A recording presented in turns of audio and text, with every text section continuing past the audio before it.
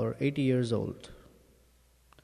Thus the daughter of time, Kala, cannot overcome a Vaishnava. Srila Krishnadas Kaviraj Goswami engaged in writing Chaitanya Charitamrita when he was very old. Yet he presented the most wonderful literature about the activities of Lord Chaitanya. Srila Rupa Goswami and Sanatan Goswami began their spiritual lives at a very old age, that is, after they retired from their occupations and family lives. Yet they presented many valuable literatures for the advancement of spiritual life. This is confirmed by Srila Srinivas Acharya, who praised the Goswamis in this way. Nana Shastra Vicharanai Kanipino Sadharma Samsthapako Lokanam Hitakarino Tribhuvane Manyav Sharanyakaro Radha Krishna Padaravinda Bhajananande Namattaliko Vande Rupa Sanatano Raghuyugo Sri Jiva Gopalako. I offer my respectful obeisances unto the 6 Goswamis, namely Sri Sanatan Goswami, Sri Rupa Goswami, Sri Raghunath Bhatta Goswami, Sri Raghunath Das Goswami, Sri Jiva Goswami, and Sri Gopal Bhatta Goswami, who are very expert in scrutinizingly studying all the revealed scriptures with the aim of establishing eternal religious principles for the benefit of all human beings. Thus they are honored all over the 3 worlds, and they are worth taking shelter of because they are absorbed in the mood of the gopis and are engaged in the transcendental loving service of Radha and Krishna. Thus, jara, the effect of old age, does not harass a devotee. This is because the devotee follows the instructions and determination of Narada Muni. All devotees are in the disciplic succession stemming from Narada Muni because they worship the deity according to Narada Muni's direction, namely the Narada Pancharatra or Pancharatrika Vidhi. A devotee follows the principles of Pancharatrika Vidhi as well as Bhagavata Vidhi. Bhagavata Vidhi includes preaching work, Shravanam, Kirtanam Vishnu, the hearing and chanting of the glories of Lord Vishnu, the Supreme Personality of Godhead. The Pancharatrika Vidhi includes Archanam, Vandanam, Dasyam, Sakhyam, Atma Nivedanam. Because a devotee rigidly follows the instructions of Narada Muni, he has no fear of old age, disease, or death. Apparently, a devotee may grow old, but he is not subjected to the symptoms of defeat experienced by a common man in old age. Consequently, old age does not make a devotee fearful of death, as a common man is fearful of death. When jara or old age takes shelter of a devotee, Kalakanyaka diminishes the devotee's fear. A devotee knows that after death he is going back home, back to Godhead, therefore he has no fear of death. Thus, instead of depressing a devotee, advanced age helps him become fearless and thus happy. Om Ajnanatimirandasya Gyananjana Salakaya Chaksurun Militam Yena Tasmai Shri Gurave Namaha Sri Chaitanya Manobhishtam Sthapitam Yena Bhutale Swayam Rupa Kadamahyam Dadati Svapadantikam Vancha Kalpatarubhyascha Kripa Sindhubhya Evacha Patitanam Bhavanebhyo Vaishnavebhyo Namo Namaha Jai Shri Krishna Chaitanya Prabhu Nityananda Shri Advaita Gadadhara Shivasadi Gaura Bhakta Vrinda Hare Krishna Krishna Krishna Hare Hare Hare Rama Rama Rama Hare Hare.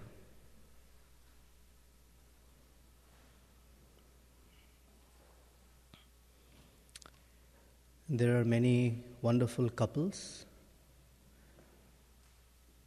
The Vedic scripture glorifies these great couples. And during marriage ceremonies also we recite the names of wonderful couples like Mother Sita and Lord Ramachandra, Shachi Devi and Lord Indra, Devahuti and Kardama Muni, like that. Here is a wonderful couple, not in the same category, but a couple. Kalakanyaka and her husband Bhaya, fear. And these two, they pretty much capture everyone in the material world. So they are powerful. So Jara, old age, she is very attracted. She has no shelter. So Narada Muni makes some arrangement that she can marry the king of the Yavanas, or the king of the untouchables, and that is fear himself. Now, among the way the untouchables are described, Prabhupada is warning us, it's not about certain caste of people in India. This is for every person who does not follow Vedic principle is considered an untouchable. So that is pretty much anyone and everyone who hasn't followed Vedic principles. And he's giving us what those Vedic principles are.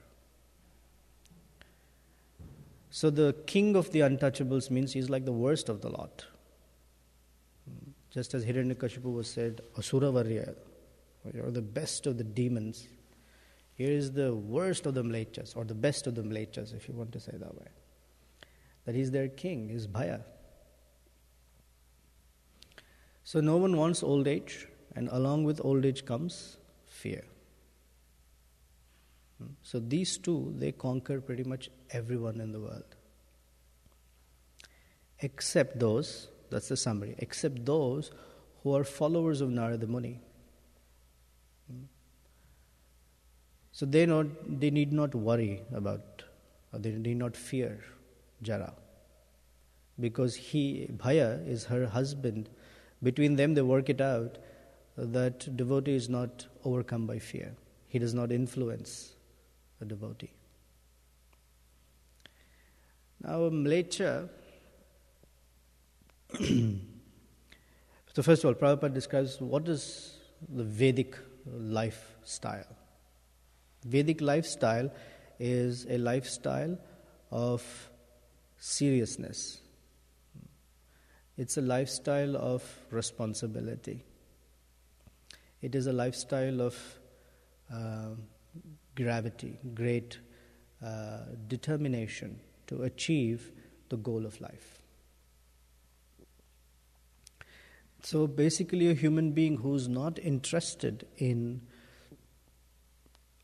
his or her liberation from the material world technically fits the category of Mlecha or Yavana. In fact, the Vedic system does not even consider such a person as a human being. So there are two ways of advancing on the path of self-realization. One is actively pursuing it, or assisting those who are pursuing it. Both are elevating. Therefore, Brahmanas, Kshatriya, Vaishyas, and even Shudras are considered human beings. Because Shudras, they themselves are not working on their upliftment. But they're assisting the Brahmanas, the Kshatriyas, and Vaishyas. Because those three are working towards upliftment. Especially everyone's under the Brahmanas, technically. Because the Brahmana, Kshatriya, and Vaishya are considered Dvija, twice born. That means they perform certain samskaras for elevating themselves. A samskara is to remove past or unwanted impressions from the mind and instill proper conceptions of upliftment, that is about Lord Vishnu, where Vishnu becomes the center of whatever they're doing. And the Shudras are not given, or they don't perform these samskaras. Still they're considered human beings because they follow the Brahmanas. So those who don't even do that, the Vedic system doesn't consider them a human being. So, and because they're not interested in the ultimate goal of life, Haritoshanam, they don't engage in activities that are uplifting. So here Prabhupada's given what are those activities of for upliftment. waking up early in the morning. So generally when we see the biggest motivator for people to work very hard during Monday to Friday is so that they can sleep in on Saturday and Sunday. That's like what they look forward to. The more they can sleep, the happier they become. And quite opposite is the 6 Goswamis. So the less they slept, the more ecstatic they were. And we've heard many times that Srila Prabhupada was also like that. At a ripe old age, still was busy translating purports when everyone was asleep, from midnight through 4 a.m. every day. So they don't want to wake up early. The next thing is the most horrendous thing to do, take a bath. It's like, oh, so much water. And why do you have to clean the body so much anyway? Some people have even the logic, in the eastern countries or, in the tropical countries, because it's very hot and you perspire, you can take bath. But in the cold countries, you don't perspire so much. Why you need to take a bath so much? So, what is the need for all this? And everything is cold, there's not so much dust anywhere. We travel by air-conditioned cars, and we live in air-conditioned rooms. There's not so much dust. Why take a bath? Once in a while, we'll take a bath.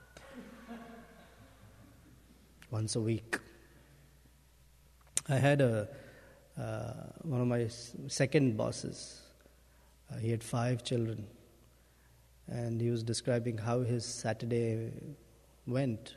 Each Saturday was a more difficult logistics problem to solve than what he used to do Monday through Friday, solving logistic problems. Because he said the logistics were very complex. We had 2 cars, 5 kids. My oldest daughter had hockey here and soccer there, and my second son had music here and third there. And so every week they had this very complex problem to solve, and they would sit at the dinner table, and he and his wife would work it out. 9 a.m., you go there, you pick, we'll make up names, Jesse there, and bring Sarah there, and I'll pick up Tom and take up, and we'll exchange the kids in the car here. So because it was too complex, his daughter got used to the idea that every night she would take a bath and go to sleep. Next morning, get up, brush her teeth, and go to school. And he said, she takes a bath every day. I said, but the order is just messed up. The idea is that when we wake up from sleep, because sleep is considered a highly ignorant activity, that in ignorance, the senses and the mind become dull. And waking up and taking a bath is a process of cleansing. So brahmanas means clean. And yavanas means diametrically opposite, unclean. They thrive in unclean situations. They thrive in unclean environments. They thrive in unclean conversations. They thrive in unclean thoughts. The brahmanas are quite the other opposite, right? If something is not clean, they will not participate. Or the first thing they will do is clean things up, put things back in order before beginning something, and when they finish doing something, everything is clean. Our Hare Krishna temples' bathrooms have a sign. A brahmana is one who finds a place and leaves it cleaner than how they found it. This is a reminder for all the devotees, please make sure you flush and clean up. But that's how a brahmana is. Cleans everything up.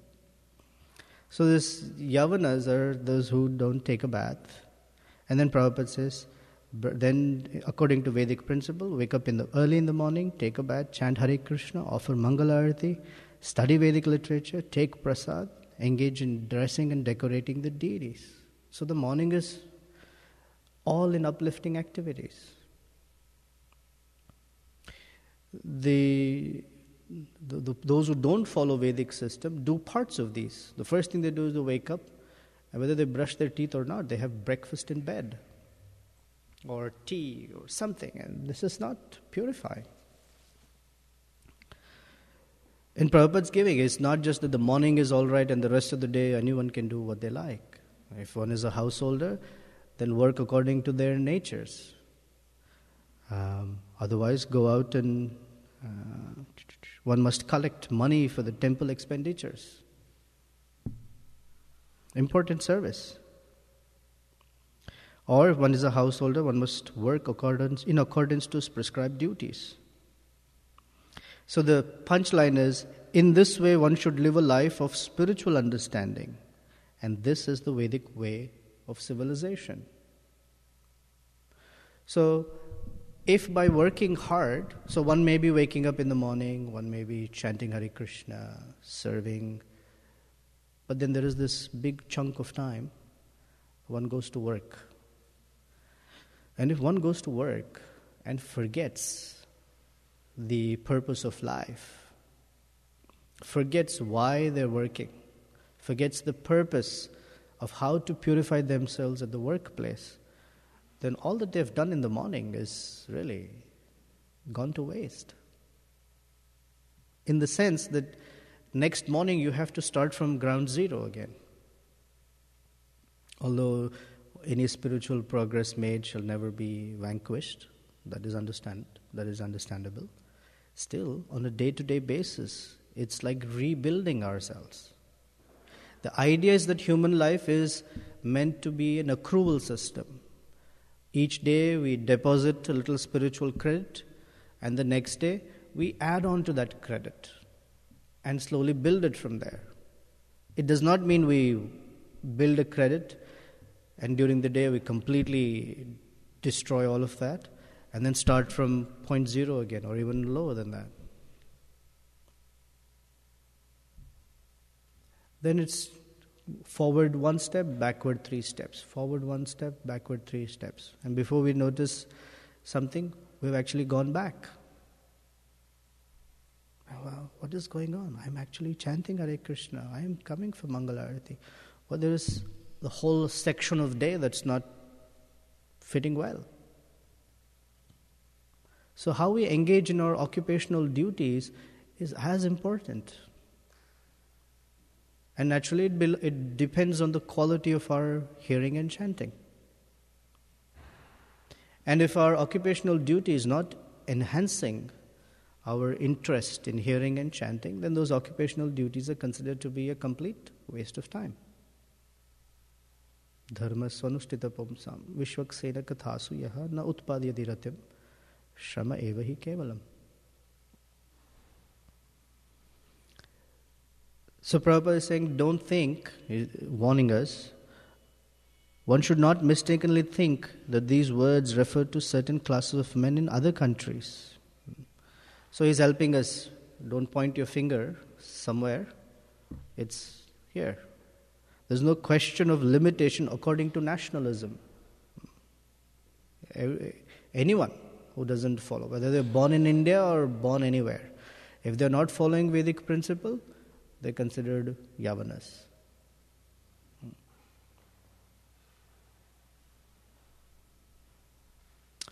One who does not actually follow the hygienic principles prescribed in Vedic rules and regulations will be subjected to many contagious diseases.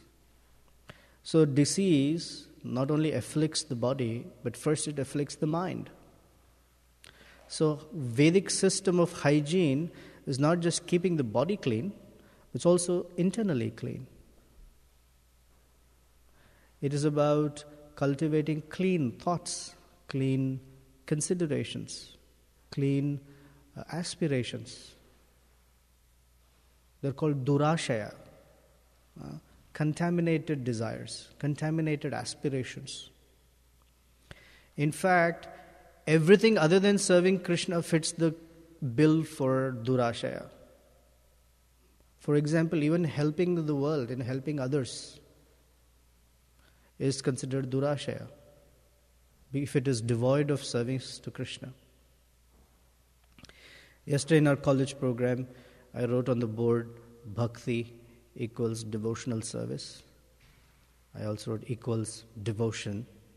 I said, is there a difference? If there is a difference, what's the difference? If not, why not? And you'd be surprised the range of ideas that came out. There was one lady who was visiting us for the first time, and clearly she was not familiar with Prabhupada's teachings. So she had some conception, and the conception was so out there. He said devotion means something. Devotion means it's only related to God, but devotional service means you serve everyone. You serve the whole world. Why only serve God? Because that's not a good idea. So devotional service means you should serve all the other human beings, all the other animals. That is devotional service. I said, just because we wrote it on two different lines, we're forced to think that they're different. Actually, they're not different. Devotion and devotional service are the same.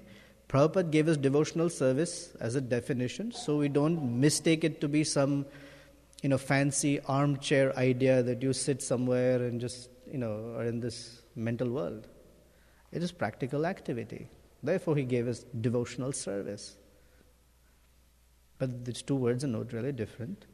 And the word devotion only applies to Krishna.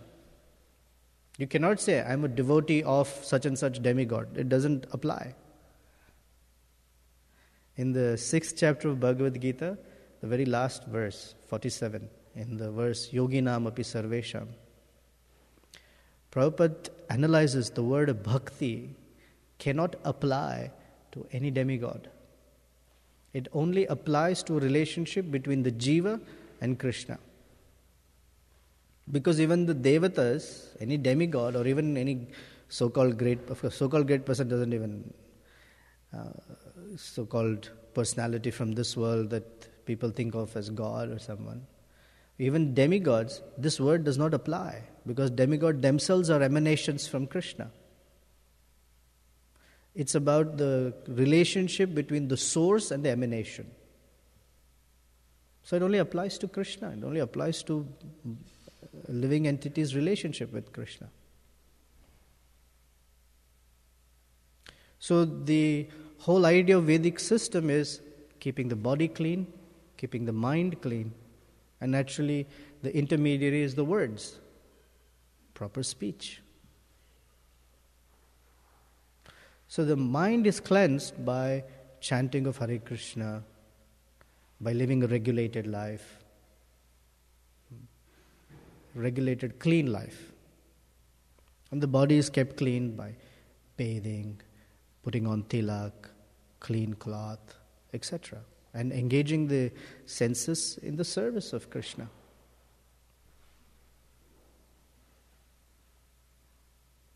Otherwise, one has these contagious diseases.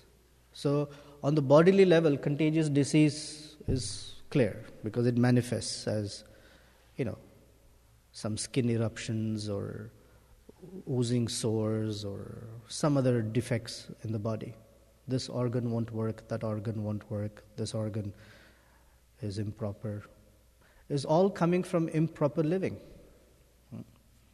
In the first canto, first chapter, 10th verse, Prabhupada describes that in Kali Yuga, short lives, in that verse, prayena alpayusha sabya, kalavasmin yuge jana. Prabhupada describes that Kali Yuga, people have short lives not because of impure food, but mostly because of improper habits. Improper habits means unregulated life, unclean life. And so their organs fail a lot earlier. Yeah? We were hearing yesterday. By the time one is 40, gone. By the time one is 30, organs are not working so well. So that's the disease of the mind, contagious diseases. Worse than that is the contagious diseases of the mind.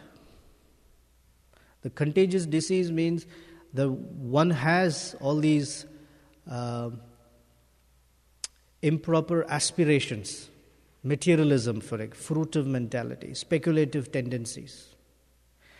And a person who's not cultured in Vedic civilization, his or her mind becomes vulnerable to such ideas. So one deceased person gives another person a disease when the other person is vulnerable or low immunity. So when the mind has low immunity, that means the mind can easily take on all these ideas. No, what is all this? Service and this. What about your future? What if you don't have money in your bank? Have you seen? Stories are nice in Bhagavatam. Do you know anyone recently where Krishna has taken care of them? What if it doesn't work out? Things like that. It begins from there. Or, even within the process of bhakti, certain things that don't allow us to take full shelter of Krishna.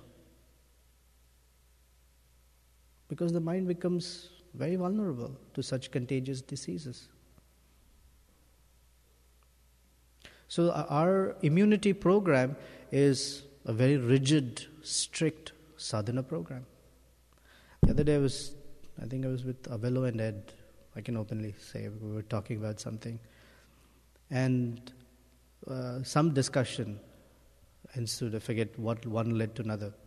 But where we ended up was that now is the time. I was specifically sharing with them, but it applies to all of us, that now when we are young, this is the time to become very rigid with one's sadhana. Push oneself to have a strong sadhana program. Really, whatever it takes, but even if it's late night, you have to wake up early, push yourself to do it.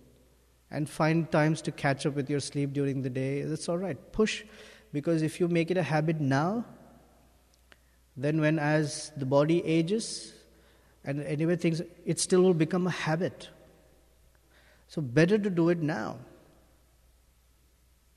If this area, being disciplined is not strong, they're not like that, but we were just having a conversation, that if we don't push ourselves to be disciplined now, the later years of life are going to be terrible. Really tough. Then, even if we have the desire, we don't have the facility. That's coming up later in the purport, so I'll pick it up there again. So Prabhupada is saying that those who are in Krishna consciousness, they are not bound by the difficulty of old age, because old age does not influence them the way it does to ordinary persons. So he's writing about himself, I think, that he can work like a young man even if he's 75 or 80 years old. Prabhupada, while writing these purports, was at this age. And he was working like a young man. There's so many pastimes of Prabhupada. His morning walk, where he would walk all these 6.5 feet tall, young American, he would call them boys. They were 19 to 24. I think oldest was Satswarup Maharaj, and he was 26 or something. He was considered like oldest among them. They were all 18 through 23. And they couldn't keep up walking with him in the morning. Prabhupada, Hare Krishna, and Prabhupada. Every morning walk was brisk. Prabhupada did so many things. In the beginning of the Hare Krishna movement, he cooked for all of them. He cleaned up the kitchen. They would just come have prasadam and leave. Swamiji is cooking very nicely. They never cared to consider, should we clean up after us or something. But he cut, cooked, cleaned everything. And single-handedly set up this whole worldwide movement in a matter of 11 years. That elderly gentleman who came the other day was saying, I've been reading the Leela Amrita. What I'm amazed is Prabhupada Ji, in such a short span of time, what he has done. How is it possible? So Prabhupada's right, he can work like a young man. He gives another example of Krishnadas Kaviraj Goswami. Krishnadas Kaviraj Goswami was over 90 years old when he composed the Chaitanya Charitamrita. His hands couldn't hold the pen. shivering or trembling is the right word. And eyesight really not that good. But when we hear the verses of Chaitanya Charitamrita, they're composed in such sweet Bengali poetry. The whole thing is in sweet Bengali poetry. Empowered like anything. Or our Goswamis, Sanatan Goswami and Rupa Goswami. In this purport, Prabhupada's really encouraging. It was encouraging, at least when as I was reading, I was thinking about Raktak Prabhu and Glenn Prabhu here. He's encouraging that even if we take it up at a later stage of life, it can be done. Because the time energy does not influence a devotee like she does the persons who are not engaged in Krishna's service. So, I mean, I don't embarrass him, but Glenn has energy like, I don't have. Of course, I'm not a good comparison. I'm not useful. But, I mean, he can clean and put things back together. And, I mean, he's probably the first person. Yesterday he was telling me, I like to come to the temple really early. Before the doors are open, he's standing outside. Doesn't matter whether it is springtime, wintertime, he's there. It's snowing, he's there. The pujaris open the door at what time? 4:05, 4:10, something like that? Nowadays he opens the door. He got a key now. And he's there, waiting outside. Just enthusiastic to spend his day in serving Krishna. He told me yesterday, you're 68? 65. He ran the stairs of the Red Line station, that by the time the train were to leave, he was able to run up the stairs, put his hand in the middle of, to stop the door from closing. He could do all that. And the driver put his head out, saw Glenn, and just let the train go. He didn't stop for him. But Glenn's whole thing was, well, as soon as the train went and has almost caught it, my first thought was, well, Krishna's made this happen for a reason. She said that was like my reflex. Krishna's made this happen for a reason. And as soon as turned, there's a man standing there, and somehow they were talking about Krishna consciousness and Bhagavad Gita, and this whole conversation ensued. I said, now I understand why I missed the train. And Glenn's just been practicing for about a year and a half. But already committed to, I want to be resident at the temple, I want to and help this person, help that person, do this and that.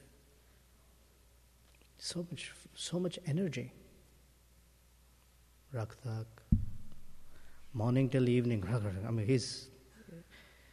We're all aware that Raktak moves around, but energy like anything. Murari, Jitendra Prabhu, like I said. We were having examples of our 6 Goswamis as well here. Nana Shastra Vicharadai Kanipana. And they became devotees, Prabhupada said, at their ripe old age, after retirement. We don't bank on this. So Rupa Goswami, so we can also wait till retirement. That's not for us. This is for these persons. That they took it up at such ripe old age.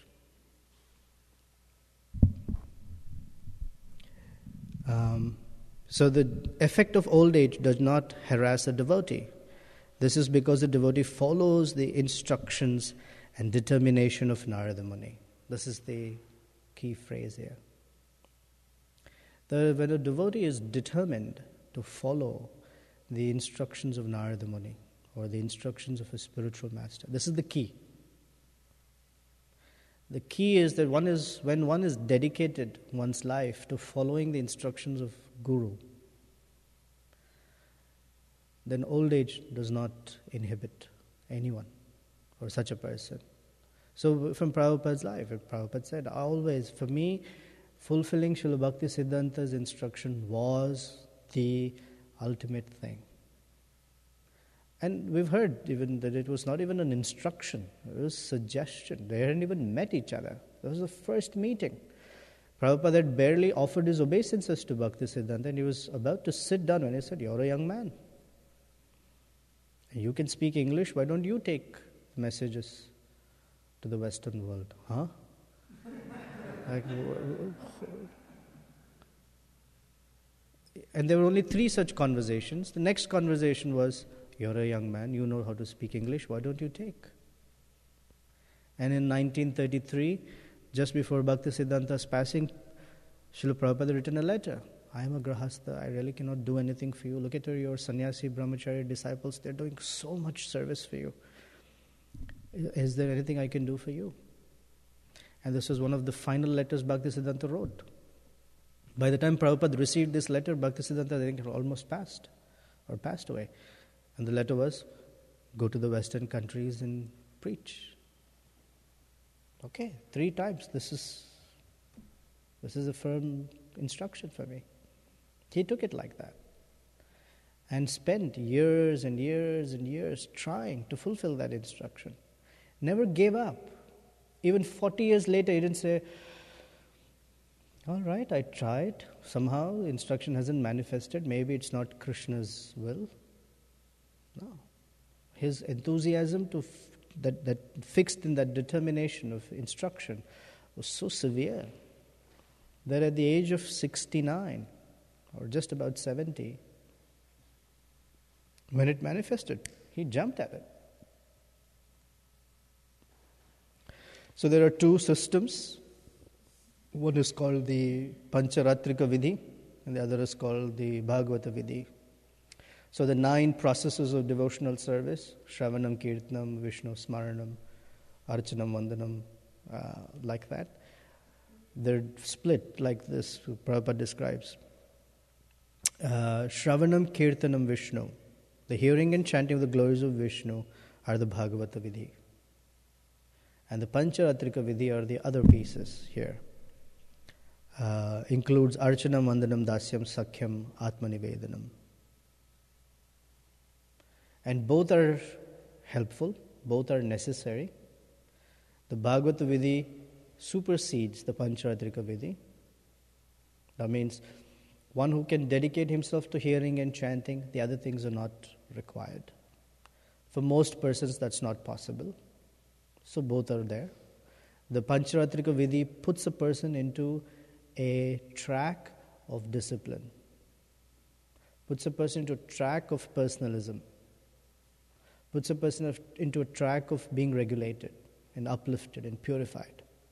And hearing and chanting take one to transcendence directly. The Pancharatrika Vidhi is a supportive system. In Kali Yuga, not necessary. But in Kali Yuga, most people follow Pancharatrika Vidhi. Because Narada has made it easy for persons from any part of the world to become purified by the process of initiation so they can worship the deities. Otherwise, the other system, the Smarta system, is very strict. In fact, it's very exclusive. Unless one is born in such and such Brahmana family, one cannot approach the deity. But Narada Muni's system is not like that. Any one of us, whether we are so-called born in Brahmana family or not born, it doesn't matter. In fact, most times those who are not born are more qualified. Simply by the process of Pancharatra. Because the devotee rigidly follows the instructions of Narada Muni, he has no fear of old age, disease or death. Apparently, a devotee may grow old, but he is not subjected to the symptoms of defeat experienced by a common man in old age. So, one of the symptoms of old age is that one feels defeated. So, yesterday we were hearing nicely that that's the symptom of old age. One becomes dejected. One laments, I've lost this opportunity. The other day, Gokulananda Prabhu was reading a verse from Shankaracharya. Angam galitam palitam tundam dasavina vihita jatam tundam. There's another verse in his Bhaja Govindam prayers. Prabhupada describes that Shankaracharya's Bhaja Govindam prayers and Lord Brahma's Brahma Samhita prayers are the same. Same meaning the similar mood. He says, Bhaja Govindam. And Lord Brahma says, Govindam Adi Purusham Tamaham Bhajami. So in the Bhaja Govindam prayer, Shankaracharya says, Balastavat Krida Saktaha. That a human being, when he is a child, he is absorbed in playing. Krida Saktaha. Tarunastavat Taruni Saktaha. So when he is a young man, he is just absorbed in young women. Vruddhastavat Chinta Saktaha. When he becomes an old man, he is absorbed in Chinta. Chinta means worry, lamentation. A lamentation that either that I didn't use my life to accumulate all the things that I wanted to accumulate, now it's too late. Or I wish my life took a very different path. Parame Brahmani kopi na sakta. But no one's really attached to Parabrahma, personality of Godhead. Therefore, Bhaja Govinda. So, one of the things about lamentation is that it always tries to fix the past. And that no one can. So yesterday we heard Prabhupada had said to us that even if you have a ton of gold, you cannot buy a moment that's been wasted. So one of the things of old age is this whole idea of must have, should have, could have. That's the lamentation. I wish I could have changed that. I must have done differently. I should have done this. Most people grow old worrying about the past. So what's gone is gone. What we can do is with what we have now. And no one's seen the future. We cannot say, in the future, I'll do things differently. Because none of us has seen the future. Trying to fix the past is illusion. You cannot do it. Trying to fix the future is also illusion because no one's seen it. We may have some sense of in the future. And old age is such a thing that the present cannot be used because it's too difficult to accept the conditions of life in the present. The body is failed, the mind is failed. It's called, what's that word? When senile. Same things you have to repeat, cannot remember anything. You doubt everyone. Nobody behaves nicely to you. Babyhood and old age are very similar phases. The only difference is that when someone's a baby and they're, let's say, urinating in their diaper or on the floor, everyone says, "Oh, choo-choo, what is this?" Or you do it as an old person and say, "Are you crazy?" So although it's the behaviors are similar, the dependence is similar, the interaction is not similar. It's not cute. It's not cute if you're drooling as an old person. It's like, what's this? So there's a difference in the US or the Western countries generally, is all of this is hidden.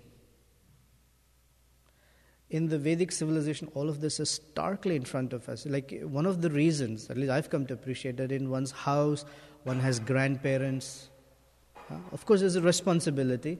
So it's nice for the next generation to take care of their previous generation. While that is there, the next generation, the little grandchildren, they get to see the old grandparents. And somehow the grandchildren and grandparents have this really good relationship, this bond. But subtly, there is a lesson that, look, everyone's body becomes old and decrepit and, it's going to dwindle and finally perish. So the teachings of old age, disease, and death are there inbuilt in such a system. Here, nobody sees old people, very rarely, because they have like a old age house which is, everything's taken care of for them. They're not leaving the places. People don't see their grandparents or great-grandparents. Things are delivered to them into their buildings and generally don't see them. I've been living in the US for 16 years. I have never seen, funerals. Maybe once or twice. Even the funeral processions are so rare. Somehow I don't see. It's not like people are not passing away. But it's all done. In India, the crematorium is, all open like that. Bodies are burning and by the river banks. So what is that? Oh, that's dead body. Here, the funeral home is also nice, fancy. You can't tell. It's right next door to someone. You can't see. You can't tell. Everything is all cleaned up, nice, shining. So you don't see anything. That it's not starkly hitting someone. So it's in illusory life. But one of the things old age does is it makes a person fearful. It's a common man is fearful of death. When Jara or old age takes shelter of a devotee, however, Kalakanyaka diminishes the devotee's fear. Diminishes the devotee's fear because the devotee is looking forward to the next destination. A common man cannot say he's looking forward to the next destination because he either doesn't know, doesn't want the next destination, or is fearful what that next destination might be. If any of a common person who's lived an irresponsible life is told before they die, oh, by the way, this is your next body, then they'll be very fearful. But devotee, Prabhupada says, devotee is not fearful because instead of depressing a devotee, advanced age helps him become fearless and thus happy. I was actually going to talk about healthy fear, but I'm out of time. Any comments or something? Yeah, 2 of them here. 3 of them.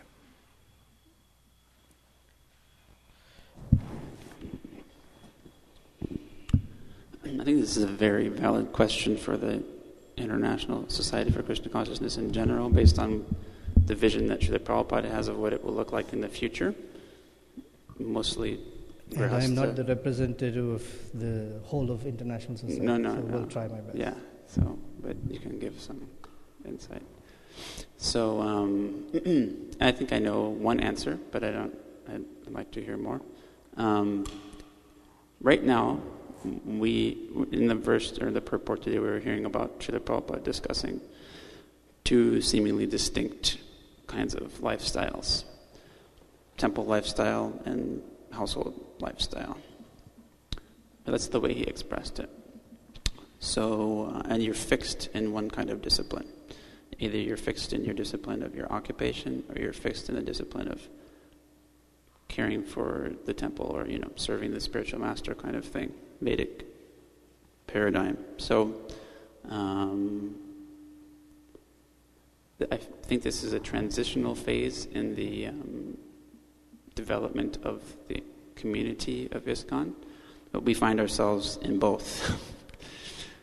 So, in this discussion of becoming very disciplined, which is extremely important, getting our purification program roaring, while we have some strength to do it, we have to look to some particular path to accomplish that, either in the way that Srila Prabhupada was expressing it, with our occupational duties, or in a temple lifestyle. And you said sadhana, that's for everybody. So, but these things are conflicting sometimes. This is the short question. These things are conflicting sometimes. Occupational duties and sadhana, strengthening, are both conflicting, because let's say we're pushing ourselves. I want to get up early and all that. I sleep 5 hours. I can't perform my occupation properly. So, if you would like, maybe we can discuss how it's possible to practically, live in the world that we actually have for ourselves right now, and while recognizing the importance of that. I mean, we're doing it, so I'm not saying like it's a foreign idea. I'm just asking for some more insight into what the focus can be for persons who want to serve the temple system, and also, the temple system's not giving them a salary, so, or taking care of their children, etc. At least not at this point. So.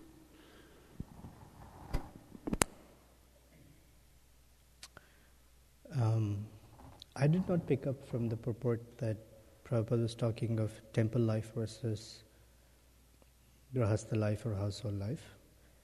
What I picked up was Prabhupada is indicating that a Vedic lifestyle means waking up early in the morning, taking a bath, chanting Hare Krishna, hearing Bhagavatam, and then those who are in the temple, they raise money for the service of the deities, going out in Sankirtan, and those who are householders, they go to their jobs. I didn't see it as two tracks. It was just there he says temple persons like this, householders like that. But that means waking up early, taking a bath, chanting Hare Krishna, serving the deities is all for everyone. Now, living in a temple has certain facilities, benefits. Living outside the temple doesn't have the same benefits, let's say. For example, every householder has to cook. Every householder has to do their own thing. In the temple, it's not like that. One person cooks, everyone else doesn't have to cook. But everyone else has some service. Everyone has some service. In fact, there is a lot more service than people. More people are coming, more services growing. It's just. However, if one is in an occupational engagement such that it is affecting their sleep and sadhana, then what most people do is that they adjust their sadhana. The approach is to adjust the occupational duty. Occupational duty is not in and of itself one's life. So one needs to reconsider one's occupational duty. Make whatever necessary arrangements and adjustments are required so that they can sleep sufficiently and chant their rounds. But most people cannot do that, or don't do that, or they don't know how to do that. Whatever is the reason, is they're fearful. Oh, if I lose this opportunity, then what will happen? But where we don't give Krishna a full chance to manifest opportunities, Krishna does manifest wonderful opportunities for people, especially those who want to sincerely have their strong sadhana. Time and again, even in the short few years of my life, Krishna has demonstrated time and again, not in my life but multiple people's lives, that there is always Krishna provides an arrangement whereby that worry is not there. I mean, in this room there are so many examples. We have to give Krishna that chance. Now, having a, let's say, grahastha life, and suppose there are children, but that's how it is going to be. Children's health is not something that can be determined. Hey, don't fall sick. I need to wake up early to chant my rounds. You can't tell a child like that. A child will say, I'm not wanting to fall sick. That's part of the responsibility. Someone who can take that responsibility of taking care of a child or children, that's the responsibility. It comes with it. That's just the nature of it. But it's serving, and that keeps the person healthy and fixed and happens. But generally people make a compromise with their sadhana program. That's the first place of adjustment, when the adjustment should be somewhere else. And so that conversation with Abelo and Ed was just, they're a lot younger, stronger. So I said, fix that part. It was not a remedy for them. It was just, we were talking a general principle that when one is young, one should become very strict in having a disciplined sadhana, then it becomes a habit that even if you're aged or sick, waking up early is just part of life. It will happen naturally. I'm not sure if I solved the problem for the international society.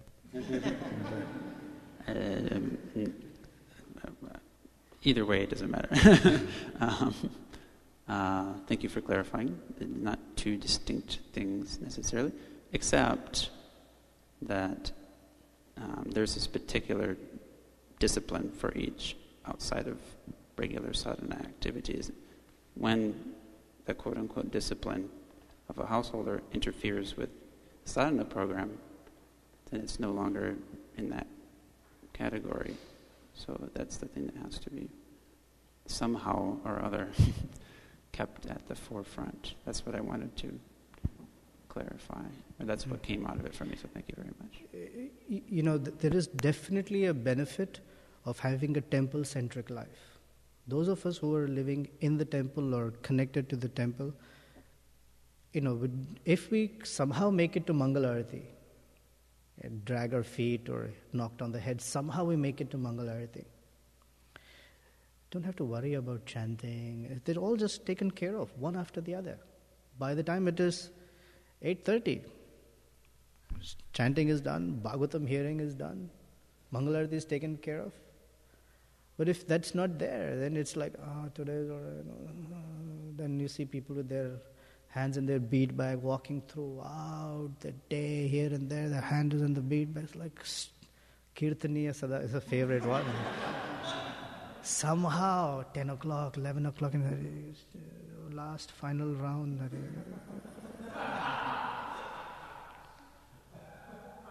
11:59, Jai Shri Krishna Chaitanya. What happens 11:59? Next day, again. It's tough, but having a strict program like that, at least for me, from the beginning, I had never lived in the temple. I never lived near the temple.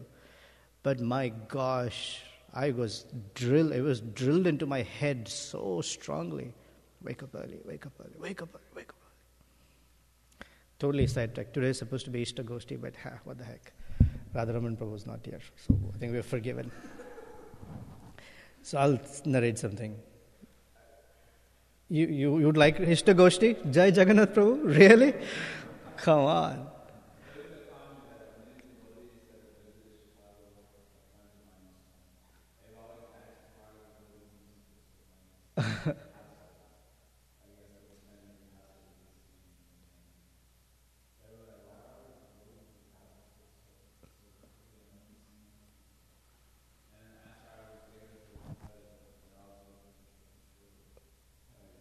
Yeah.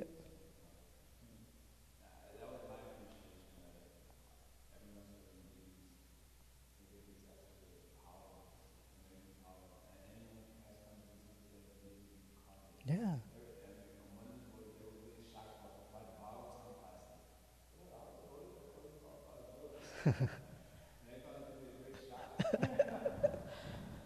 And it's changing. There's so many persons I know out there in the congregation whose considerations are, can I buy a house near the temple? Can I move closer to the temple? So many people have, Narari and Soumya have moved. I keep forgetting their name. Sri Gauranga and Prabala Madhuri Mataji moved. Someone else, 3 other families are looking to move. The younger people are thinking about it.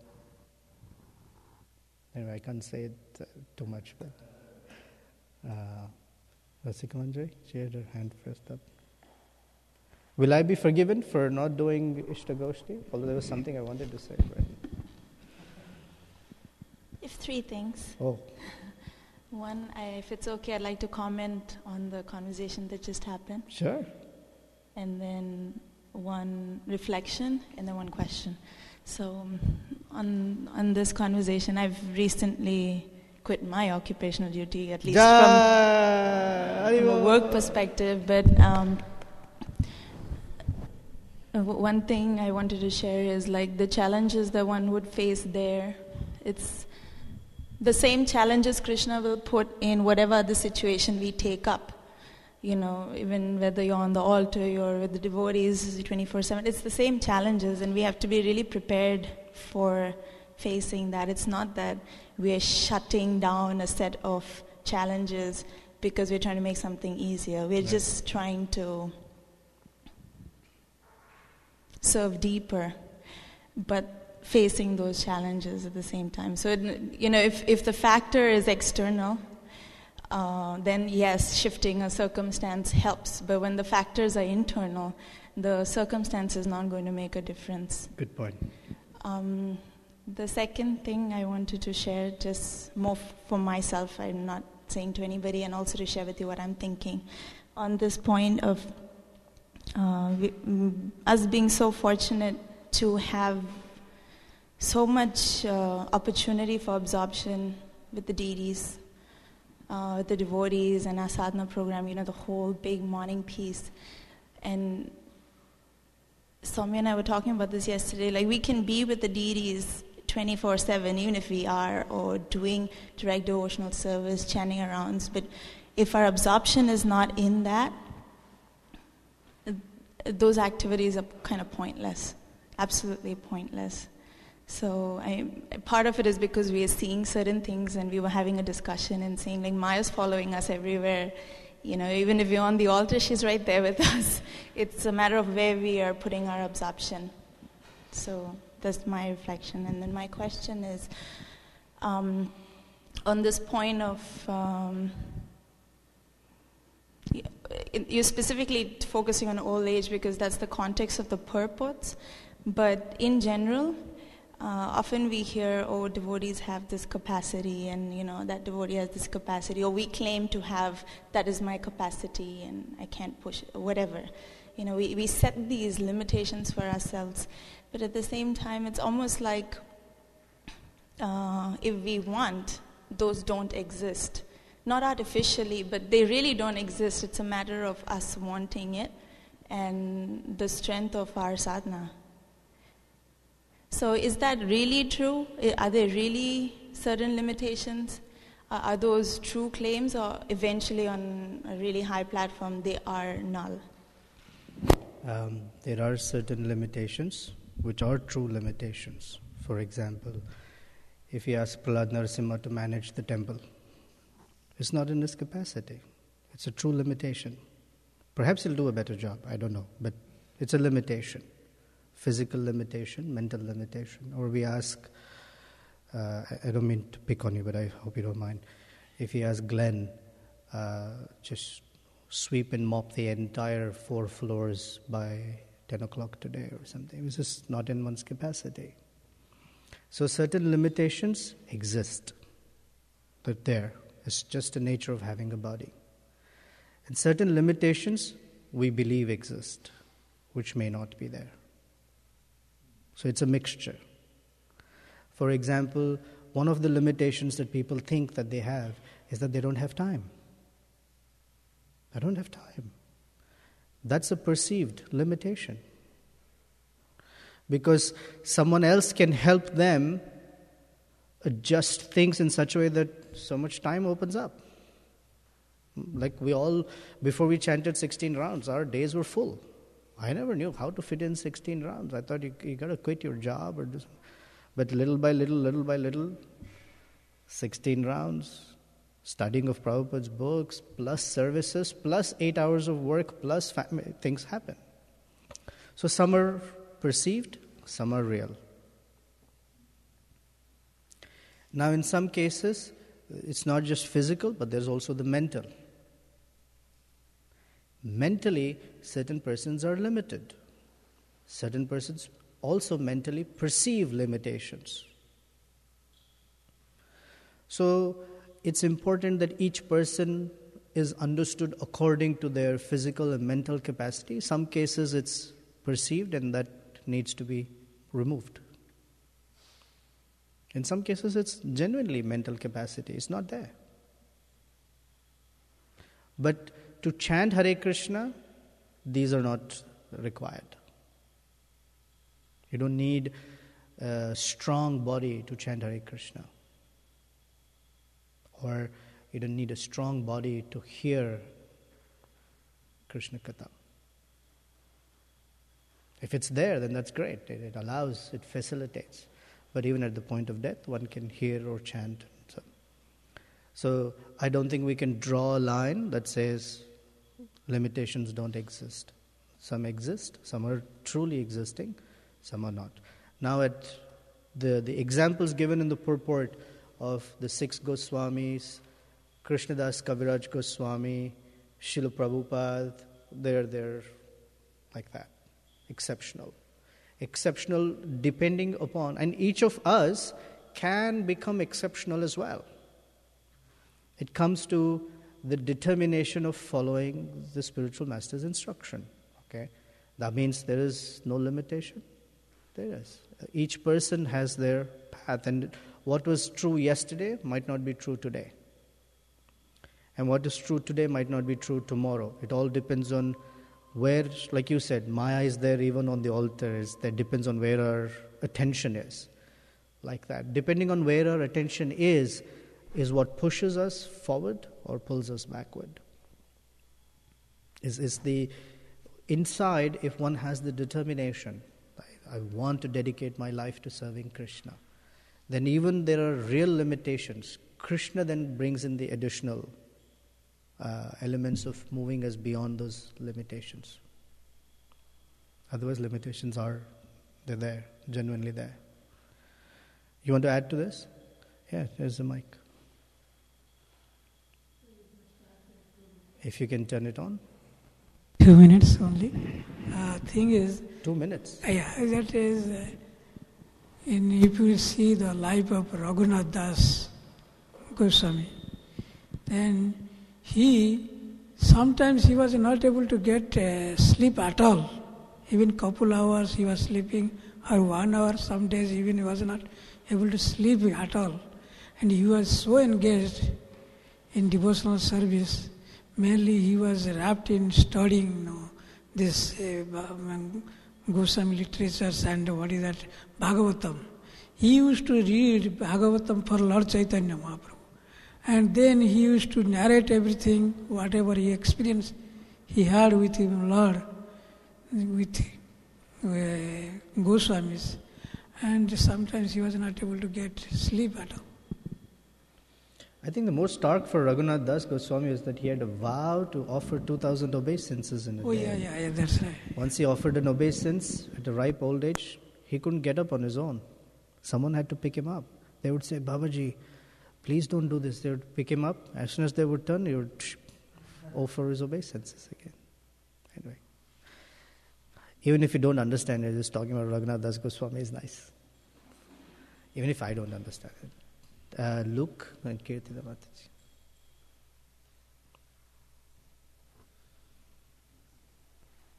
Hare Krishna, Prabhu. Hare Krishna. You were speaking about the futility of lamentation and also thinking about, trying to, basically thinking about the past and the future. I was wondering, what is the role of planning? Yeah, very important to planning for one's own personal improvement or planning to execute some service nicely, like strategizing, because just to hear. Very important factors. Part of planning is an indication to Krishna that we are serious about our spiritual life. Part of planning is an indication to Krishna that it's part of determination. Here it says the word sankalpa has been used yesterday and today. It's determination. It is to show Krishna that we are serious. But as part of planning, you have to also strategize that Krishna can show a completely different path and that we are ready to take Krishna's path. The opposite of, part of mode of goodness lifestyle is planning. And Prabhupada wanted us to plan. Prabhupada was very planned. He knew.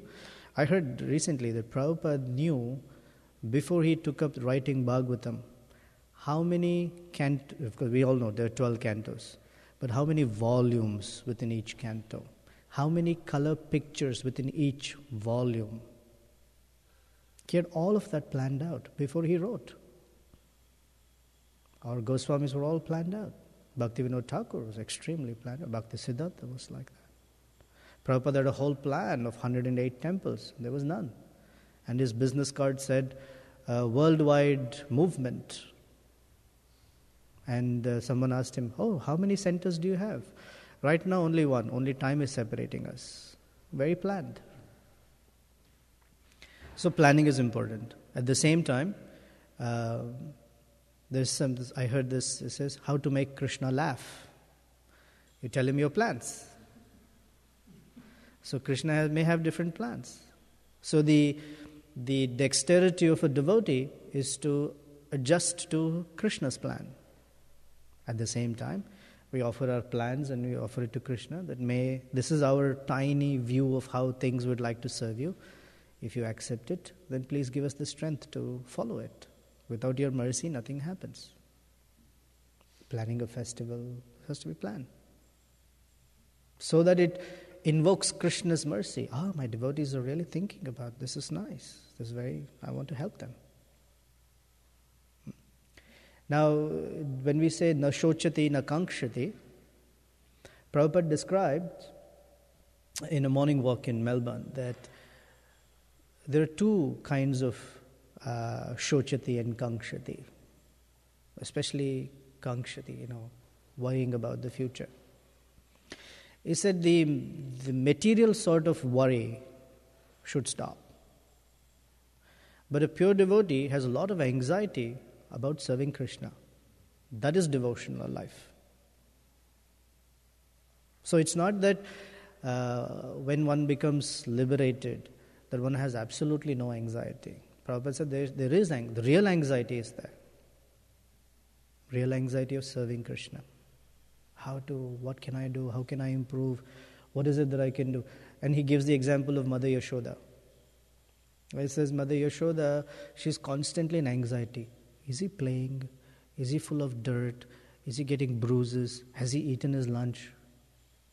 She's in constant anxiety. And he says, that is devotional life.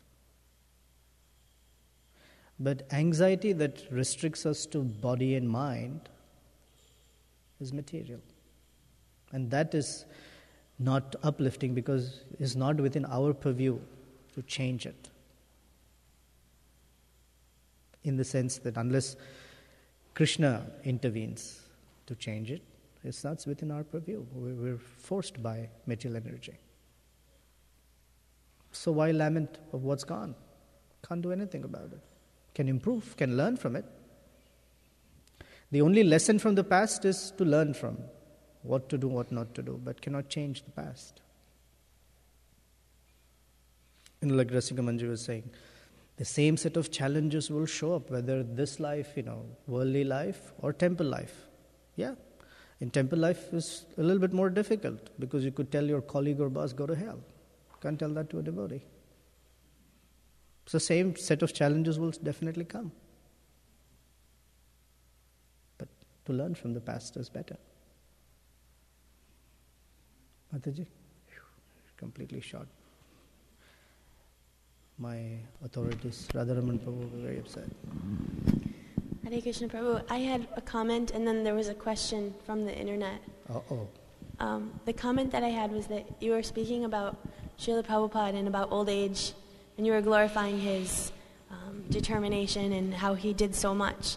And I just wanted to share something that happened yesterday, was that on book distribution, there was this one person and they were not going to take a book. I was trying to convince them, and they really were quite negative. And they looked on the back, and they saw Srila Prabhupada's picture, and they said, yeah, and who's this person? Why is he so great? What did he do? And I said, well, actually, and I narrated his story about how he came to America and all of the things that he did. And just on the basis of hearing about Srila Prabhupada, about his greatness, they actually took the book, and they were very, very happy. So Srila Prabhupada. So that comment you made reminded me of that. And then, so thank you. And then there's this question that's on the computer.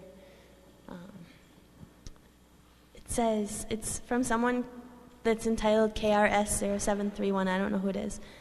It says, in regs to cleanliness, How about someone who wants to engage in his Krishna conscious activities first thing in the morning and wastes no time to head out the door, chant rounds, read books, etc.? I mean to say, no shower, haven't even brushed my teeth, but I'm out the door anxious to engage. They want to know about that.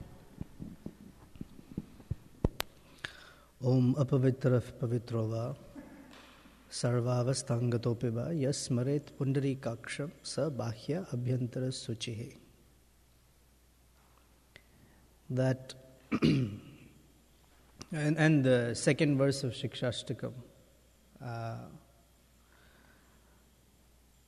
Nam namakari bahuda nija sarva shaktis tatrarpita niyamita smaranena kalaha etadrishi tava kripa bhagavan mamapi durdaiva midrusham iha janina anuragaha.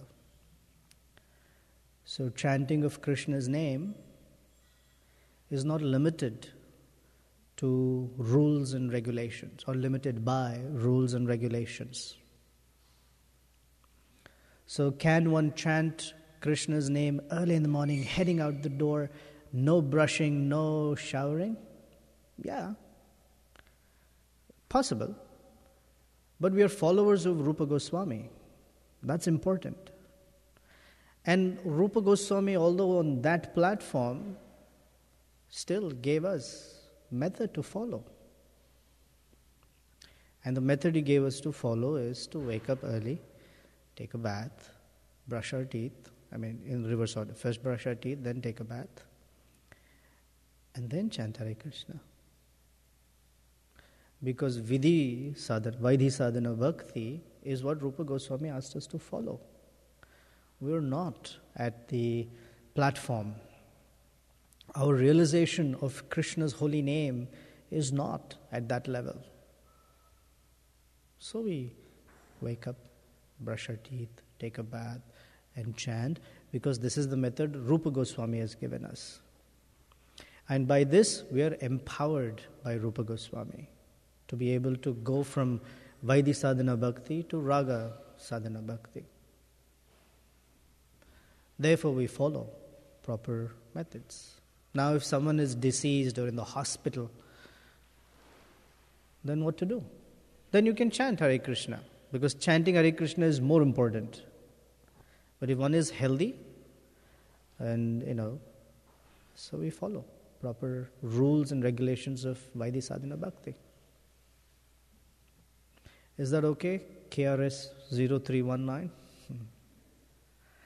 Okay, we'll stop here. Thank you very much. Srila Prabhupada ki jai, Srimad Bhagavatam ki jai. My apologies for dragging it till 9 o'clock. I don't like to do so, but today